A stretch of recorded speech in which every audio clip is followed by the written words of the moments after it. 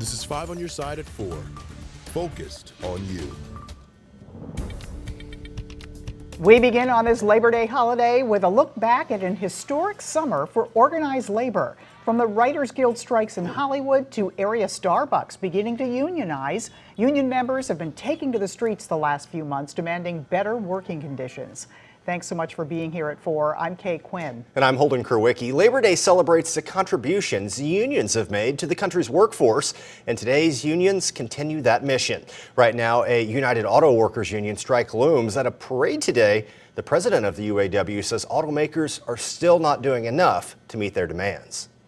Status quo over the weekend. GM didn't do much, and Stellantis didn't even have any proposals to present until Tuesday, so not a lot of movement. So and that's exactly why we filed our ULP. I mean, the companies are saying one thing, but they're doing another. I mean, they're not negotiating. GM is a part of these ongoing negotiations, which have a plant in Wentzville. Contracts are set to expire September 14th. And at St. Louis University Hospital, nurses have also authorized a strike if demands are not met. Negotiations have been ongoing since May. Citing staff shortages, employee turnover, and more, some nurses have said that management ignored previous efforts to improve the work environment.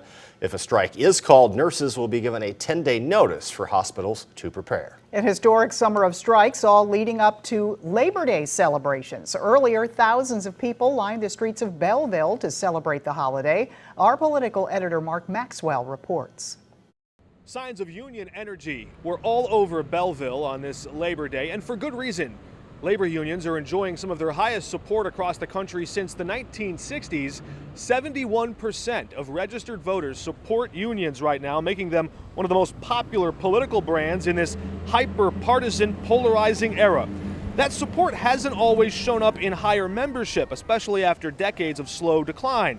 But for the first time since 2017, signs of resurgence there too. Unions adding to their rolls for the first time in 6 years, registering an uptick in membership. That's according to the State of Unions, a new report out from the University of Illinois. We asked some of the workers and parade goers in this blue-collar town what's driving that uptick in labor organizing.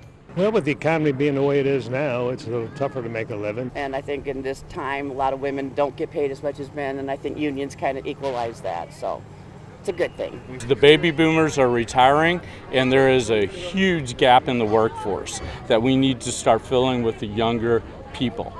Still, overall, the number of union shops and union workers have a long way to go to reach their heyday. Many of the people at the parade here celebrated the passage of the Workers' Rights Amendment in Illinois during last year's election, cementing protections in the state constitution and banning so-called right-to-work laws. They've seen an uptick in registration since then, and they point to another incentive: higher wages. 12.5% on average in Illinois for union workers than their non-union counterparts. And in Missouri, that number, more than 10% higher wages. Reporting in Belleville, Mark Maxwell, 5 on your side. Union workers have always been a part of St. Louis's history, even in the darker moments. In June of 1900, rail car workers were striking for better wages. The strike caught the attention of Governor Lon Stevens, who authorized the creation of a posse of people whose profits were threatened by it. Tensions boiled over when a shot was fired and led to what is now known as the Washington Avenue Massacre. Labor historian Rosemary Fuhrer highlights this moment as one of the many that helped make changes to labor conditions here. Is that everything that workers have earned, they've earned for themselves by fighting for it. That the middle class, such as we call it, was formed from labor unions, that working people had historical agency. You can find more information about the Washington Avenue Massacre and other St. Louis labor movements at KSDK.com. All right, we are in the last hours of a long weekend, and what a weekend it's been. It's a little bit warm out there, but it really is the perfect ending to the unofficial end of summer. That is, if you're not in here right now. Working. The good news is meteorologist Gary Frank is here with a look at what's in store for later this evening. Gary? Yeah, we're going to see probably a little bit of rain, and I think that's okay for the most part. If we were going to pick a time for it to happen, I think it's probably now, as most of us are winding down, coming back from that long weekend or whatever before we head back to work or school tomorrow. St. Charles, noticeably more cloud cover. Still nice outside. It's warm, though. It feels a little bit more muggy. We've seen storms that have developed and popped up where they've been very, very isolated. I do want to look at a couple of spots that I'm not necessarily concerned about, but I think this is going to have more impact on some areas closer to Iron County, closer to Viburnum here in Lesterville. And this is holding together, but this is an area that may drift a little further north and bring more of us an opportunity for some light rain, which is okay. In fact, brief bursts of rain, lightning gusts up to 40 miles an hour possible. Most of these showers have moved north, fizzled out, and that's what I think a lot of us are going to see over the next couple of days here as we look at our current temperatures, though, still in the upper 80s, right around 90 degrees. We've gotten up to 94. We went down to 89, then we went back up to 93 because of some of that rain-cooled air. It feels like 103. That's the big key for us. The rest of the evening, as those storms drift north, don't be surprised if we have a few more of them. We'll talk about that in more detail and let you know when those 70s overnight will turn back to 50s and 60s. All right, thank you, Gary. A 32-year-old man faces multiple charges after the body of a woman was found in the yard of a home in Ferguson. St. Louis County Police say they were called to the 7400 block of Blanding Drive around 2:30 this morning. That's when they discovered the body hidden under a wheelbarrow wrapped in bed sheets and plastic. The name of the victim and cause of death haven't been released. Rodney Hubbard is being held on a $2 million cash-only bond. Thousands of people are trapped at Burning Man. The Nevada festival has halted due to heavy rain that turned the desert into mud. According to the sheriff there, one person died at the height of the storm. NBC's Chloe Mellis has this story. The harrowing escape to make it out of Burning Man. The entire place is absolutely just soaked. After 2 days of heavy rainfall left more than 70,000 trapped in thick mud in the middle of the remote Nevada desert.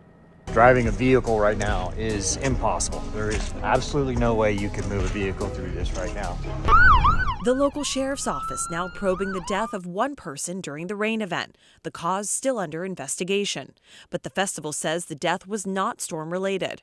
I think I could be trapped here for a couple more days. The unprecedented downpour started Friday. Festival organizers telling burners to shelter in place and to conserve food, water, and fuel while closing roads both in and out of the playa. Did you all know that this was likely going to happen? We get a daily weather report. There was no cause for panic. Burning Man CEO Marianne Goodell telling me the self-reliant community of burners came well prepared for desert extremes. We've made it really clear that we do not see this as an evacuation situation and that the community is patient and the water is drying up. The sludge not stopping some from making the treacherous journey by foot. We took everything we needed to survive on our backs. Desperate to make it back to their children at home, Bear Kate and his wife walked 6 miles to the nearest open road. There were actually rivers that were flooding through the playa where we had to test and see how deep they were. My wife was carried across the river by a very strong man who carried her on her back. Some celebrities literally following in their footsteps. We walked 3 miles now, we got I think 5 more. DJ Diplo and comedian Chris Rock also trudging through the mud for miles before being rescued by Good Samaritans. Back at the camp, trapped burners coming together and holding on to hope that the weather finally clears in time for the annual Burn the Man finale, proving nothing can extinguish the spirit of this decades-long movement.